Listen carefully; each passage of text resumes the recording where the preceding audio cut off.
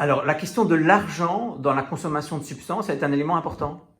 Mais oui, écoute, je suis super frappé, Vincent, ces derniers temps, c'est quelque chose qui revient tout le temps parce que je m'y intéresse de plus en plus. Quand on voit des gens en addictologie et qu'on se rend compte, par exemple, les polyconsommateurs, de l'argent qu'ils utilisent pour l'ensemble de leur consommation, c'est un peu énorme en fait. Si on prend quelqu'un qui consomme, imaginons pour, allez, on va dire 10-15 euros de boissons alcoolisées par jour. Hein, ça va vite quand on consomme par exemple 2 bouteilles de vin. Si on rajoute à ça quelques joints de cannabis, une dizaine de joints de cannabis, bref, on va dire 400-500 euros de cannabis quand même par mois. Si on rajoute à ça encore un paquet de cigarettes par jour,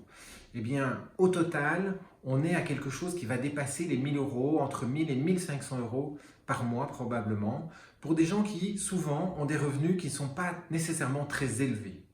Et ça m'a frappé parce que quand on parle d'inégalité sociale et d'inégalité sociale en santé, je me rends compte qu'en fait, toute une série de gens qui ont besoin d'aide, à qui on donne de l'aide, eh bien, on ne se rend pas compte qu'une partie de cette aide disparaît, un peu comme une baignoire qui se viderait en permanence, vers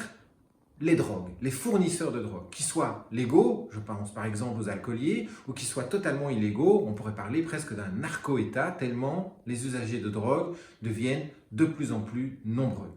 Et donc là, il y a une réflexion extrêmement importante, puisqu'on voit une partie de l'argent qui est public, c'est-à-dire l'argent de toi et moi, qui doit aller vers des gens qui ont besoin d'aide et qu'il faut continuer à aider, et on ne s'occupe quasi pas, si on regarde les programmes gouvernementaux, les points qui s'occupent vraiment de manière très précise, construite, structurée, pour empêcher ce problème des drogues, eh bien ça c'est extrêmement faible, c'est extrêmement fragile. Et je me dis que là il y a une vraie réflexion à avoir sur la place de l'argent et de l'argent public, de l'argent de tout le monde, pour des gens qui ont besoin d'aide et qui disparaissent finalement vers les gens qui se remplissent les poches, qui sont les fournisseurs de drogue, légales et illégales.